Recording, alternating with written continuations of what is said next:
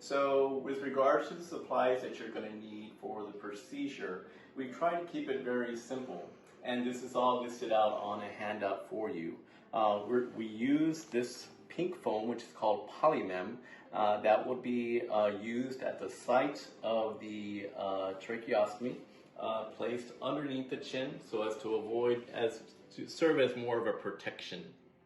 Okay, so this actually has to be cut to accommodate the actual tube that's going to go through. So it comes as a large square, and there's actually two important parts. So that you can see that there's a part with lines and a part without lines.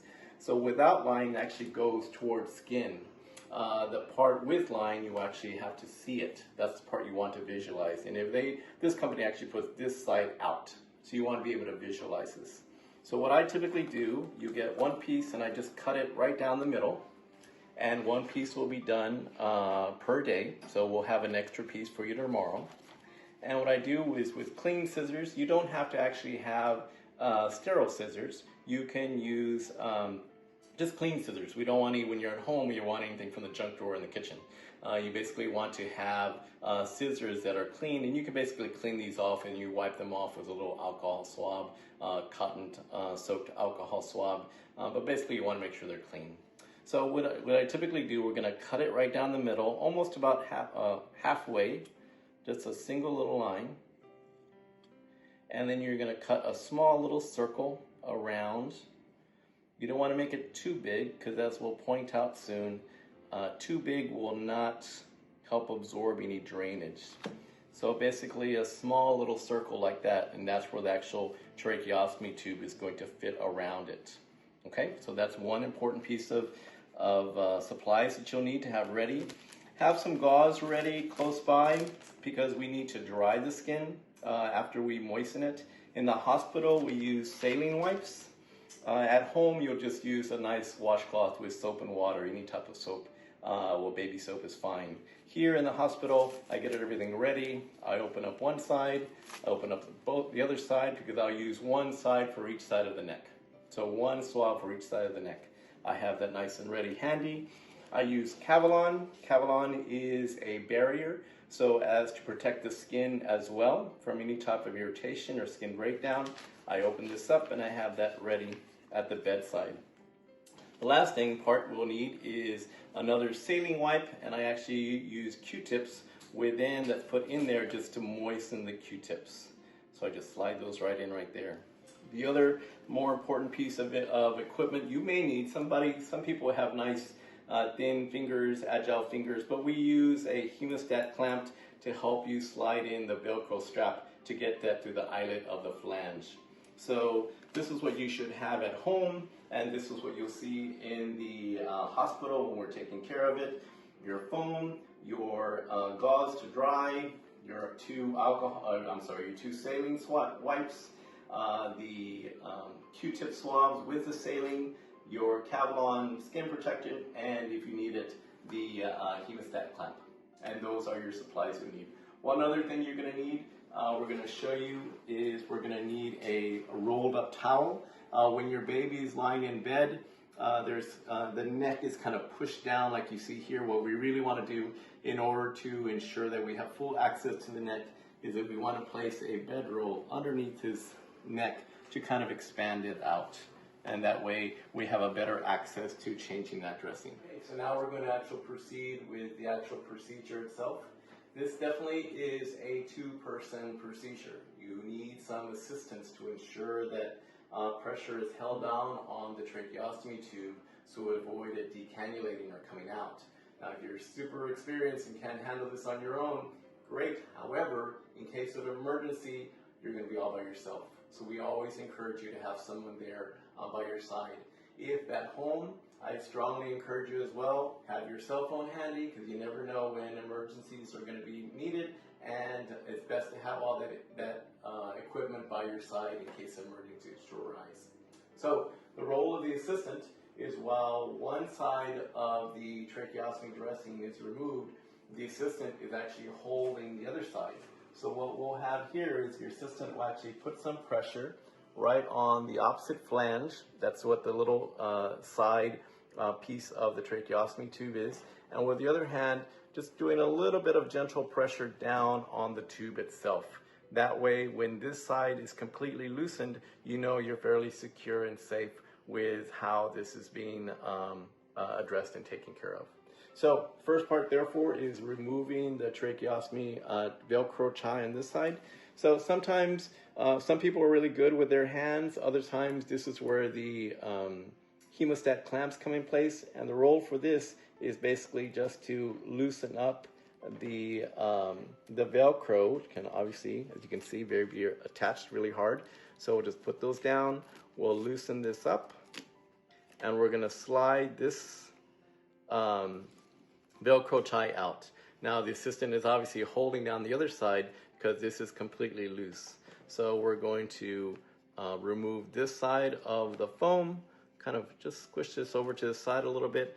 And on this inspection, what you're looking for is you're making sure that there's no skin breakdown, redness, cuts, bruising, ulcerations on the neck itself.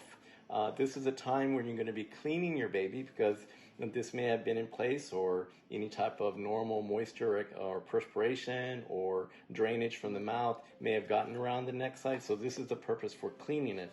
So in this situation, we use a saline wipe at home, just like I mentioned, soap and water and a small soft washcloth.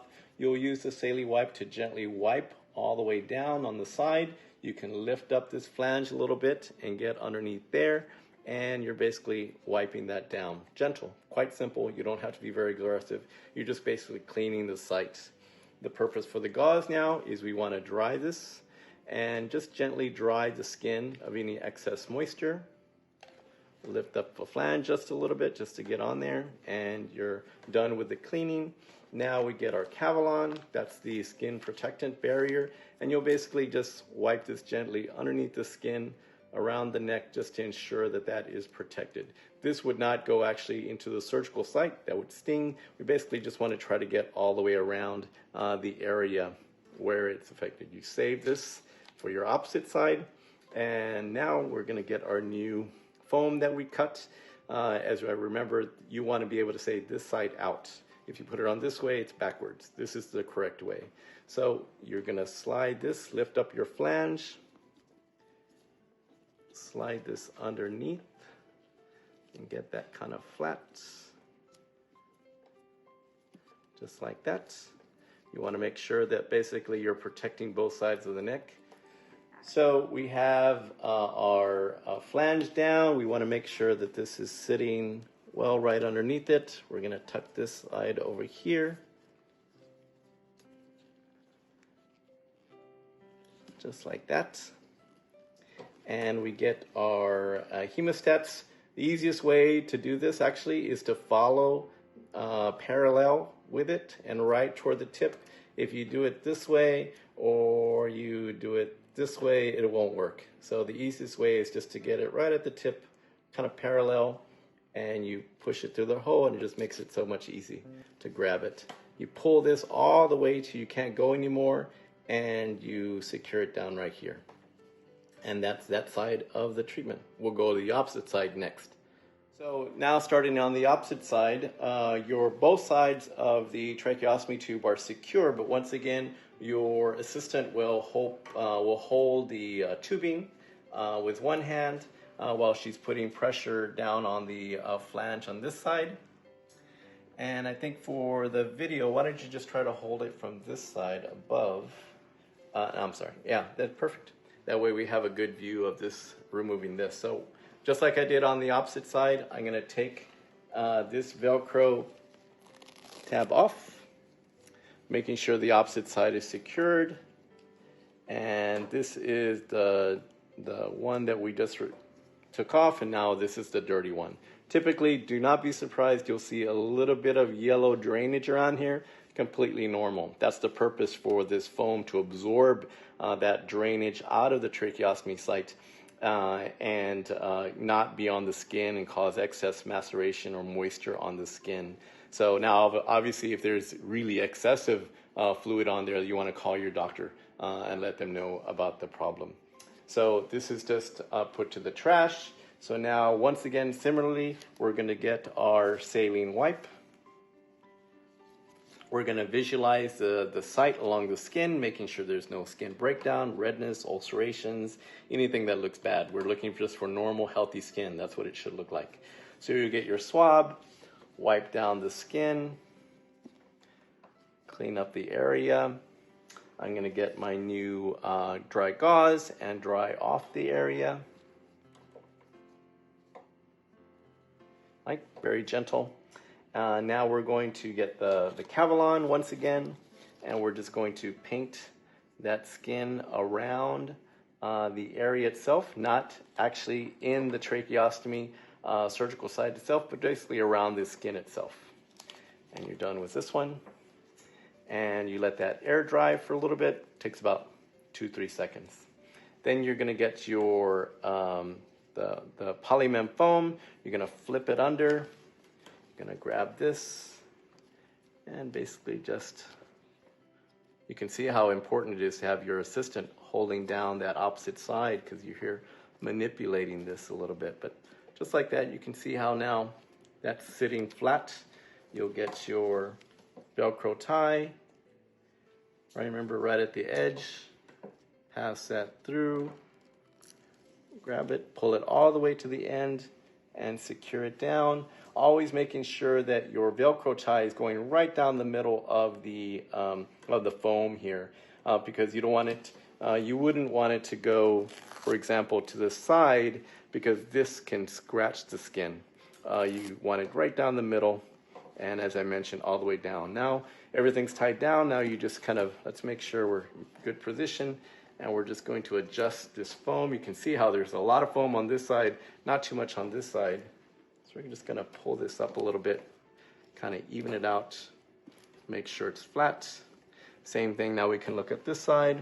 This side looks pretty good. So you can see how the foam is wrapped all the way around the skin. It's protecting it from any type of pressure from the flange, and doing a good job.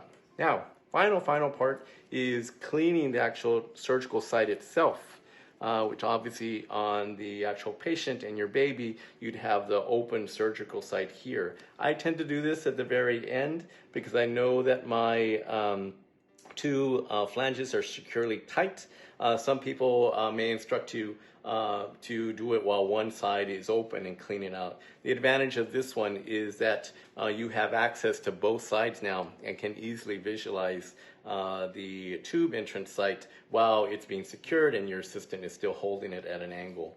So I just get one of my Q-tips and I'm just going to gently roll and avoid getting it back in there. You can get a second one and just gently roll and clean. You don't want to put too much pressure on there. You want to scrub, and you want to try to avoid using one Q-tip excessively. That's just going to spread around potentially germs around there. Just one at a time, roll it gently, clean the air of any type of moisture or drainage around the actual surgical site itself. Then you just put it all down, and that's basically it. And you've completed the task of changing the dressing. So we've tried to keep this as simple as possible. I think it's been working quite well for us, and of course you'll be having lots of training opportunities while you're at the bedside, but hopefully this video gives you a little better appreciation of the process and the technique. Thank you.